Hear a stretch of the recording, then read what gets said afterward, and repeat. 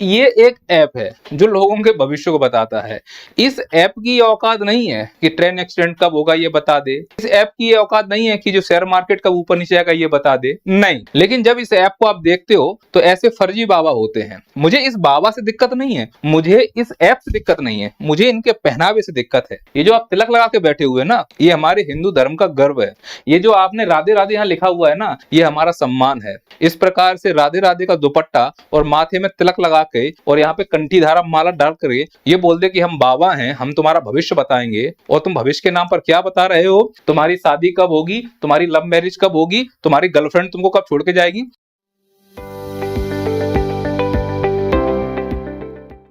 मुझे अब ऐसा लगता है अत्यधिक जनसंख्या वृद्धि भारतीय अर्थव्यवस्था की प्रमुख समस्या नहीं है, बल्कि अकेलापन भारतीय अर्थव्यवस्था की प्रमुख समस्या है जो हमारे विकास की गति को कम कर रहा है। आपने वो कहावत तो सुनी होगी ना कि खाली दिमाग शैतान का घर होता है। मेरा ये मानना है खाली दिमाग अंधविश्वास का घर होता है जो कुतर्क करने वाले मक्कार लोगों का सृजन करता है। यानी यदि आप अंधविश्वासी हैं तो आप तर्क नहीं कर सकते और आपके अंदर मक्कारी के लक्षण होंगे, ये कंफर्म है। सोच कर देखिए, सर्वाधिक जनसंख्या वाले इस देश में लोग अकेलेपन का शिकार हो रहे हैं। और ये शिकार कैसे हो रहे हैं, मैं आपको इसकी क्रोनोलॉजी समझा रहा हूं, समझिए। नौकरी की तलाश में गांव से शहर आते हैं, संयुक्त परिवार को तोड़कर न्यूक्लियर परिवार में रहने लगते हैं, माता पिता गांव में रह जाते हैं, तो बुजुर्ग अकेला है। जो बुजुर्ग हमारे बच्चों को संस्कार दे सकता था, आज उससे कोई बात करने वाला नहीं है, तो संस्कारों का उत्पादन कम हो गया है। जिन बच्चों को हम न्यूक्लियर फैमिली में रख रहे हैं, मियाँ बीवी नौकरी पे ले जाते हैं, बच्चे स्कूल से आने के बाद क्या करते हैं, मोबाइल चलाएंगे। तो ये जो मोबाइल है, ये जो खाली समय इस्तेमाल हो रहा है, इससे बच्चों के दिमाग में एक कीड़ा जा रहा है। चूंकि इनके अंदर मोबाइल देखने से स्किल तो आ नहीं रही है, और मोबाइल में जिस प्रकार के कंटेंट दिखाए जाते हैं वो निश्चित तौर पर संस्कारों वाले कंटेंट तो होंगे नहीं। इससे हमारे अंदर एक मक्कारी जन्म लेती है, क्योंकि स्किल है नहीं है। तो इसका परिणाम ये होगा, जब ये बच्चे बड़े होंगे तो इनके पास पहले से कोई स्किल नहीं है। जब यह काम मांगने जाएंगे तो मोबाइल चलाने के अलावा इनके पास कोई दूसरा काम था ही नहीं। तो या तो डिप्रेशन में चले जाएंगे या ये आत्महत्या कर लेंगे, या इनके पास ये तीसरा रास्ता है, जिनको देखकर ये बड़े हुए हैं, ये बिल्कुल वैसा ही भेष धारण कर लेंगे। अब जो बच्चा मोबाइल देखकर बड़ा हुआ है, जिसके अंदर स्किल का अभाव है, यह सब क्यों हो पाया? क्योंकि वो बच्चा अकेला रहा है। मियाँ अकेला, बीबी अकेली, माँ बाप अकेले, बच्चे अकेले, रहते एक ही घर में हैं पर मोबाइल से फुर्सत ही नहीं है किसी को। और इसका परिणाम इस प्रकार की मानव संसाधनों का विकास हो रहा है। ये रंग बिरंगे मानव संसाधन को आप देख रहे हो, ये मानव संसाधन भारत के विकास को आगे ले जाएगा, ये मानव संसाधन भारत को विश्वगुरु बनाएगा। ये तो खोखले सपने हैं, ऐसा संभव कभी हो ही नहीं सकता है। अब सोचो, जो ये मानव संसाधन रंग बिरंगे बाल करके घूम रहा है, अगर इसे अपने बालों को रंग बिरंगा करना है तो इसके लिए पैसा भी लगेगा। अब पैसे के लिए काम करना पड़ेगा, काम के लिए काम आना भी चाहिए। जिंदगी मोबाइल चलाने में निकल गई। अब या तो ये चोरी चकारी करेंगे, लूटपाट करेंगे, और अगर नौकरी मांगने जाएंगे तो नौकरी मिलेगी नहीं।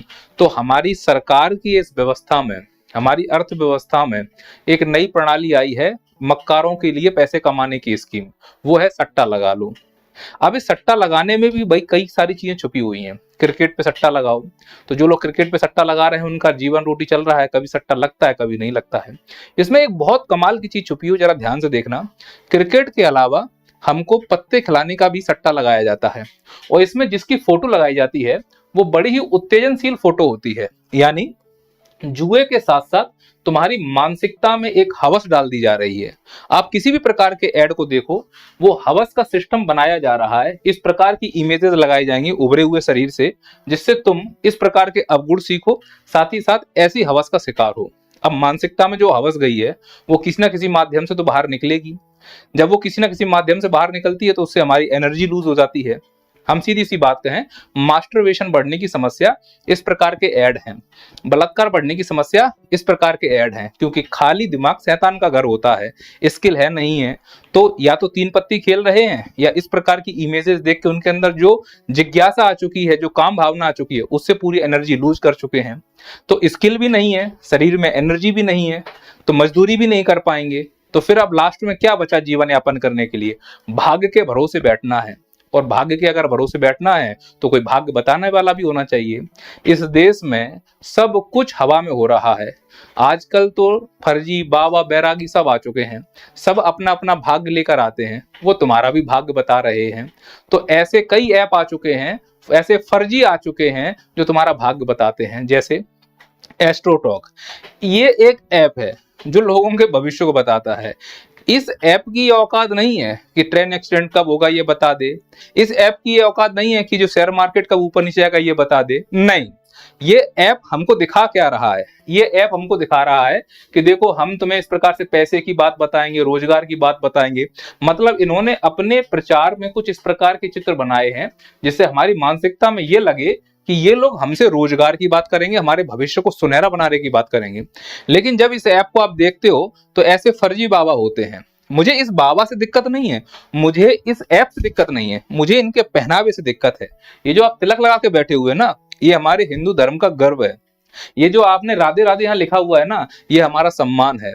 इस प्रकार से राधे राधे का दुपट्टा और माथे में तिलक लगा के और यहाँ पे कंठीधारा माला डाल कर ये बोल दे कि हम बाबा हैं, हम तुम्हारा भविष्य बताएंगे। और तुम भविष्य के नाम पर क्या बता रहे हो? तुम्हारी शादी कब होगी, तुम्हारी लव मैरिज कब होगी, तुम्हारी गर्लफ्रेंड तुमको कब छोड़ के जाएगी। ये इस प्रकार का भविष्य क्यों बता रहा है? क्योंकि खाली दिमाग शैतान घर है। हवस तो पहले ही भर चुकी है। हवस के अलावा हमारे शरीर में बचा क्या है, हमारे जहन में बचा क्या है?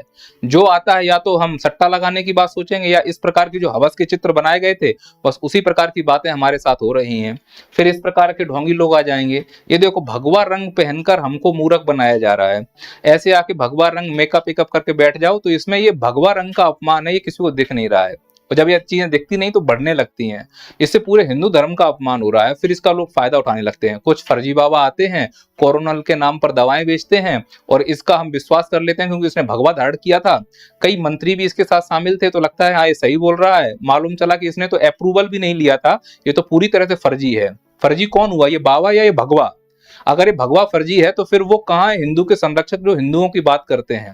बाद में ये बाबा क्या करता है, अपोलोजी करता है, माफी मांग लेगा। किसके लिए माफी मांग रहा है? कि हमने फर्जी विज्ञापन दिया था, हमारे द्वारा दिया गया विज्ञापन फर्जी था। अब बताओ ये दाढ़ी वाला ये लाला झूठा निकला या फिर ये भगवा झूठा निकला? कहीं ना कहीं भगवा का अपमान हुआ। लेकिन अगर हम चुप रहे तो ऐसे ही लोग भगवे का अपमान करेंगे, ऐसे ही तिलक का अपमान होगा, माथे पे चंदन का अपमान होगा, राधा के दुपट्टा का अपमान होगा, कंठी माला का अपमान होगा। तो अगर सच में हिंदू हो तो बहिष्कार कीजिए ऐसे ऐप का, सच में हिंदू हो तो बहिष्कार कीजिए ऐसे बाबाओं का, सच में हिंदू हो तो बहिष्कार कीजिए ऐसे उत्पादों का जो फर्जी विज्ञापनों पर निर्भर हों। और फिर उनको माफी यहाँ पर मांगनी पड़ी। बिल्कुल वैसा लग रहा है फर्जी विज्ञापनों का केस। देखिए इनको, देखिए ये जो तुमको बेवड़े देख रहे हैं ये हमारे बच्चों को बता रहे हैं कि कैसे पान मसाला खाना चाहिए। अच्छा इनके अंदर क्या संतुष्टि है कि हम गुटखा नहीं बेच रहे हैं, हम तो इलायची बेच रहे हैं, पान बाहर पान मसाला बेच रहे हैं। इसको सैरोगेसी एक्ट कहते हैं। दिखाते कुछ और हैं, बेचते कुछ और हैं, पर एक्चुअली इनके उत्पादों से हमें कैंसर होता है। और हमारी समस्या समझना कि हमको दिखाया कुछ और गया था, बेचा कुछ और गया। ऐसे ही एस्ट्रो ऐप में था, दिखाया गया कि हम रोजगार की बात करेंगे, इसकी बात करेंगे, और बात वो किस पर कर रहे हैं, तुम्हारी लव मैरिज होगी, तुम्हारा एक्स तुमको छोड़ के जाएगा कि नहीं जाएगा। ये इस तरह की बातें हो रही हैं। इस प्रकार का भविष्य हमारा बताया जा रहा है। सोचो हमारी मानसिकता कहां पर आकर खड़ी हो गई है। और इस देश का दुर्भाग्य देखिए, पहले हमको गुटखा खाने के लिए बोला जाएगा, फिर हमको बीमारी होगी, फिर उसके लिए हमको पॉलिसी बेची जाएगी। अब ये पॉलिसी हमको लेनी चाहिए नहीं लेनी चाहिए, इसके लिए हमें कोई भविष्य बताने वाला होना चाहिए। तो फिर एस्ट्रोटॉक आ जाएगा। अरे कितना मूर्ख बनोगे। ये मूर्खों का जो पूरा देश बन चुका है। हम तर्क नहीं करते हैं, हम अंधभक्त हो चुके हैं। हम तर्क नहीं करते हैं, हम गलत रास्ते पर जा रहे हैं, हम किसी भी बातों पर विश्वास कर लेते हैं। अब प्रश्न उठेगा तो सर इस प्रकार के ऐप को बंद क्यों नहीं कर देते, ऐसे फर्जी बाबाओं पर बैन क्यों नहीं लगा दिया जाता? कौन लगाएगा? गोदी मीडिया। सोचो गोदी मीडिया जो दिन भर हिंदू मुस्लिम की राजनीति करती है, इनका घर कैसे चलता है? प्रचार दिखाकर। वो प्रचार में क्या दिखाएंगे? ऐसी चीजें दिखाएंगी जिससे युवा प्रोत्साहित हो रहा हो। युवा किससे प्रोत्साहित होगा? क्रिकेट मैच के ड्रीम 11 टीम बनाने पर, तीन पत्ती पत्ता खेलने पर, इस प्रकार के एस्ट्रो ऐप को देखने पर। उसे मालूम है कि अगर युवा जो भारत का है वो पूरी तरह से रोजगार की तरफ जा नहीं सकता, स्किल है नहीं है, तो उनको वो प्रचार दिखाओ जिससे वो आभासी दुनिया में खोए रहे। तो भाई ये लोग विरोध क्यों करेंगे? तो सरकार क्यों नहीं विरोध करती? भाई सरकार को तो ऐसी ही कंपनियों से जो गेमिंग वगैरह वगैरह करा रही है इनसे मोटा मोटा चंदा मिलता है।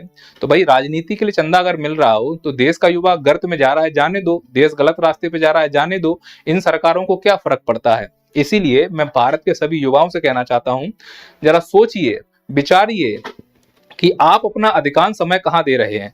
ये आपका अकेलापन आपको गलत रास्ते पे ले जा रहा है, ये आपका अकेलापन आपको मक्कार बना रहा है, ये आपका अकेलापन आपको तर्क करने की शक्ति छीन रहा है।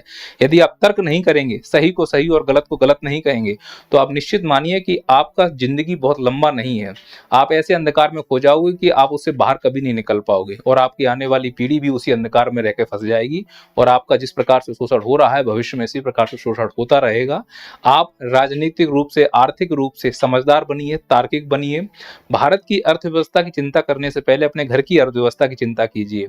आप किसी मंदिर मस्जिद की चिंता करने से पहले, किसी भगवान की चिंता और अल्लाह की चिंता करने से पहले अपने माता पिता की चिंता कीजिए। वही हमारे असली भगवान हैं। अगर वो खुश हैं, वो आपके चाल चलन से वो दुखी नहीं है, तो आप ये मानिए कि आपको स्वर्ग या फिर जो भी आपको मिलना है वो सब मिलेगा। लेकिन इस प्रकार से अगर आप किसी राजनीतिक पार्टी के लिए झंडा उठाते घूम रहे हैं, उनकी गुलामी करते घूम रहे हैं, उनसे सवाल नहीं पूछ रहे हैं, तो ये मानिए कि आपसे माता पिता भी आपकी इन हरकतों से दुख हैं और आपको भी जीवन में दुखी होना है। इसीलिए कर्मठ बनिए, अपनी मेहनत पर भरोसा रखिए। आप अगर मेहनत करते हो तो भाग्य को भी बदला जा सकता है, ऐसा मेरा पूरा विश्वास है। जय हिंद, जय भारत। मेहनती बनना है, भारतीय बनना है, लोकर फॉर बुकर को अपनाना है।